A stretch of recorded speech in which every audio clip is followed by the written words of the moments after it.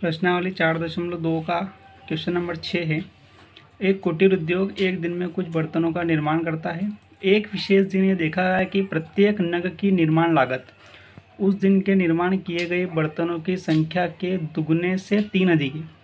यदि उस दिन की कुल निर्माण लागत 90 रुपये है तो निर्मित बर्तनों की संख्या अपन को प्रत्येक नग की याद करना है।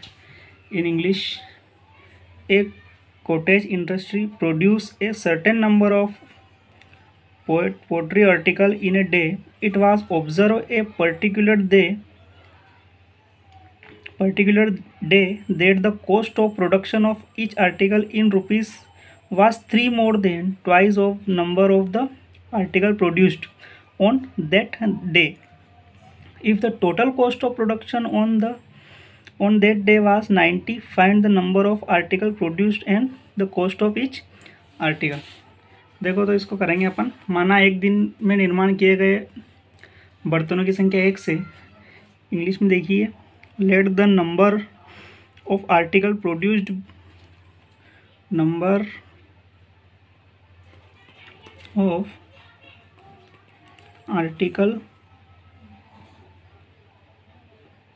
articles produced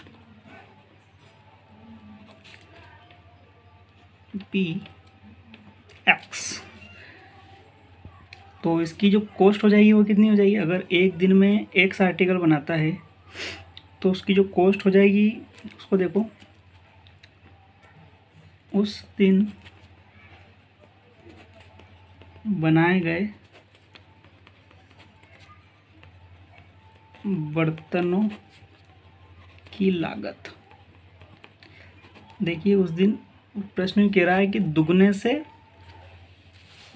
से 3 अधिक बर्तनों की जो लागत है वो दुगने से 3 अधिक है। देखो क्या हो जाएगा, x का तो दुगना कीजिए पहले और फिर उससे 3 ज़्यादा, ये उसकी कॉस्ट हो जाएगी।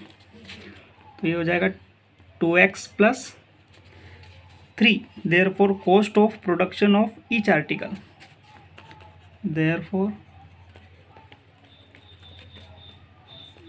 cost of production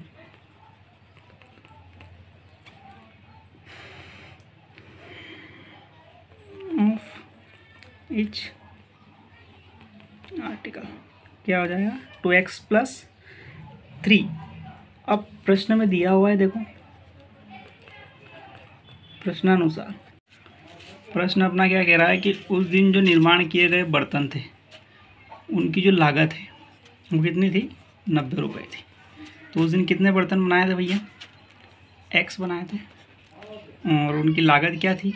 एक बर्तन की लागत थी 2x + 3। इस इक्वेशन को अपन सॉल्व करेंगे तो ये हो जाएगा अपना 2x² + 3x - 90 = 0। इसको अपन 3x को अपन को द्विघात समीकरण है, इसको अपन तोड़ेंगे 3 को 12 और 15 में, तो हो जाएगा 2x² + 15x - 12x। 15 में से 12 जाएंगे तो वापस से अपना 3 प्राप्त हो जाएगा अपन को। और यहाँ पे इसको लिखेंगे अपन 15 × 6, 15 6 कितना होता है? 90। इन दोनों में से क्या कॉमन दिख रहा है? 2x, x कॉमन दिख रहा है। यहाँ से x कॉमन लीजिए तो ये हो जाएगा 2x + 15 और यहाँ से कॉमन लेना है अपन को 6 - 6, तो ये हो जाएगा 2x + 15 = 0। इन दोनों में से पूरी में से अपन को दिख रहा है 2x + 15 कॉमन, यहाँ पे भी है और यहाँ पे भी है। तो ये बचा यहाँ पे x और बचा -6 बराबर में 0 है। अब दोनों के बराबर में अपन अलग अलग 0 रखेंगे। यहाँ से x का मान आ जाएगा अपने पास -15/2 और यहाँ से अपने पास x का मान आ जाएगा 6। इसको तो अपन नेगलेक्ट कर देंगे, तो नेगलेक्ट करेंगे, अपन वैल्यू लेंगे 6 की। ये अपन ने क्या माना था शुरू में कि निर्माण किए गए बर्तनों की संख्या x थे, तो यहाँ पर लिखेंगे अपन, अतः उस दिन निर्माण किए बर्तनों की संख्या x थी, तो x अपनी क्या आई थी 6 है। फिर प्रश्न क्या कह रहा था अपना कि उसकी जो लागत है वो लागत क्या थी, दुगने से 3 अधिक थी। 6 का दुगना हो जाएगा अपने पास 12 और उससे फिर 3 ज़्यादा, तो कितना हो जाएगा ये भाई 6 दूना 12 और 3 15। ठीक है, तो यानी कि एक बर्तन की जो लागत है वो 15 रुपये है और उसने 6 बर्तन बनाए थे, तो कितना हो गया उसका 15 छंग 90। तो 90 रुपये अपना क्वेश्चन में दिया हुआ भी था, है ना। इसको इंग्लिश में भी लिख लेना।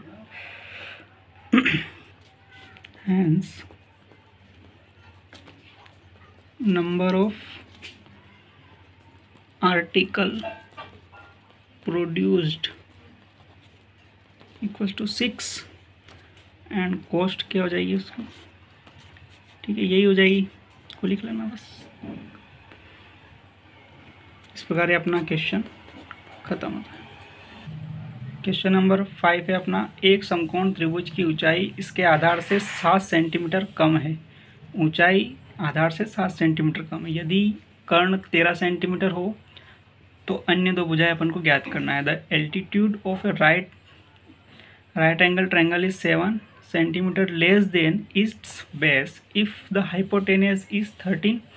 Find the order two sides. देखिए, सबसे पहले इसको समझने के लिए अपन को ये चित्र देखो, इस प्रकार से इसका बेस है।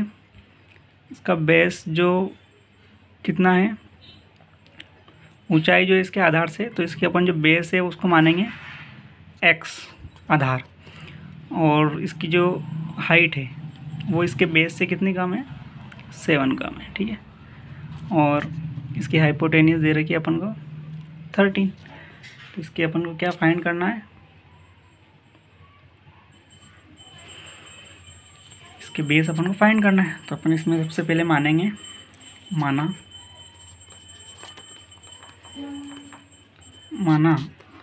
समकोण त्रिभुज का आधार x है। Let base of right angle triangle is equal to x। प्रश्नानुसार उसकी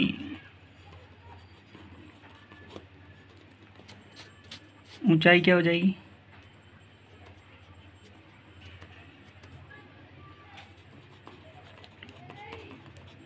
समकोण त्रिभुज की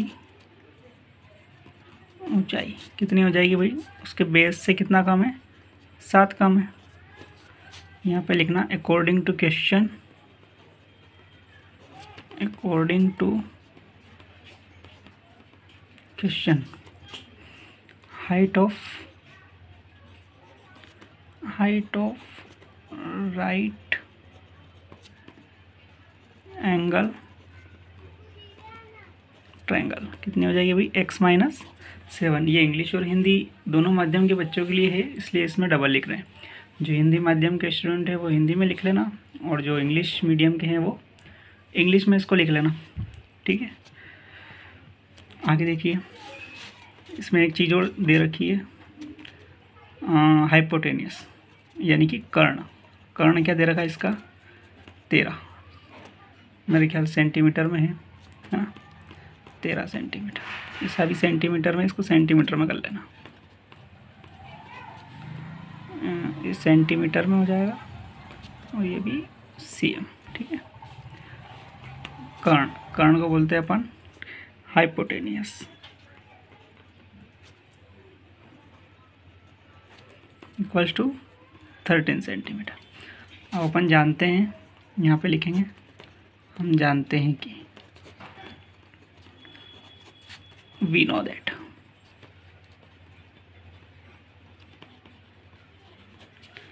समकोण त्रिभुज में अपन को पता है कि जो कर्ण का स्क्वायर होता है वो आधार के स्क्वायर और लंब के स्क्वायर के बराबर होता है। यानी कि हाइपोटेनियस का जो स्क्वायर होता है वो उसके बेस के स्क्वायर प्लस उसकी जो हाइट है उसके स्क्वायर के बराबर होता है। हाइट के दें या एल्टीट्यूड के दें, एल्टीट्यूड के स्क्वायर के बराबर होता है। ठीक है, देखिए इसकी हाइपोटेनियस दे रखी है अपन को 13 का स्क्वायर, बेस है इसका x तो x का स्क्वायर और एल्टीट्यूड है इसका x माइनस 7 का स्क्वायर। तो इसको करेंगे अपन 169 हो जाएगा।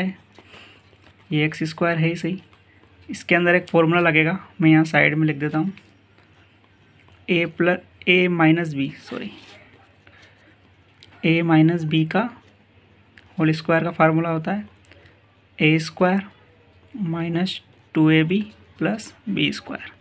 कक्षा 8वीं से आप पढ़ते आ रहे हैं इसको। तो यहाँ पे a की वैल्यू है x, b की वैल्यू है 7, तो हो जाएगा x स्क्वायर माइनस 2ab यानी कि 2 इंटू एक्स और b की वैल्यू है 7 प्लस बी स्क्वायर यानी 7 का स्क्वायर। ये हो जाएगा 169, x और x हो जाएगा 2x स्क्वायर माइनस 7 दूनी 14, 14x प्लस 7 का स्क्वायर हो जाएगा 49। तो इसको अपन और सॉल्व करेंगे, 2x square minus 14x plus 49 minus 169 equals to हो जाएगा 0। तो यहाँ से देखिए इसको आगे देखते हैं, माइनस 14x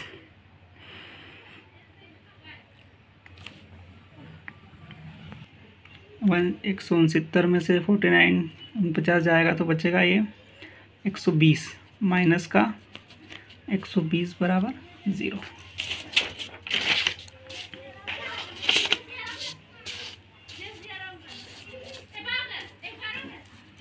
आगे देखिए, इसमें 2 से भाग देंगे अपन, डिवाइड 2 भी 2 से भाग दे दो तो हो जाएगा x square minus 7x minus 60 बराबर 0।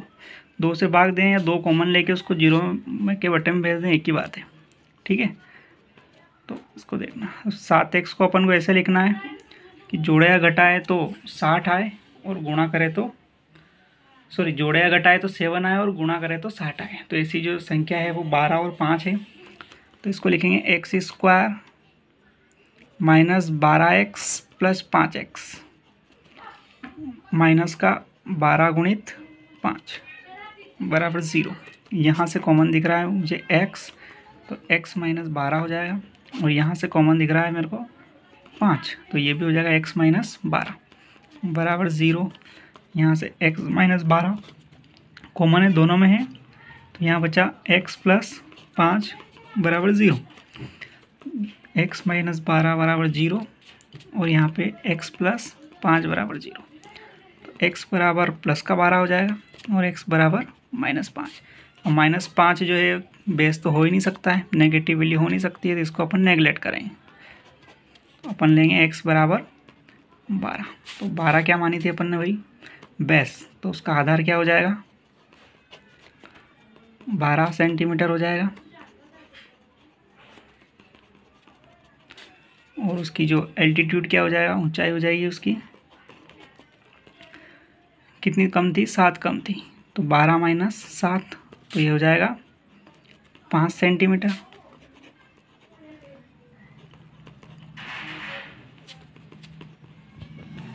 एल्टीट्यूड हो जाएगा 12 माइनस 7, तो 5 सेंटीमीटर। ठीक है, इस प्रकार अपना क्वेश्चन समाप्त होता है।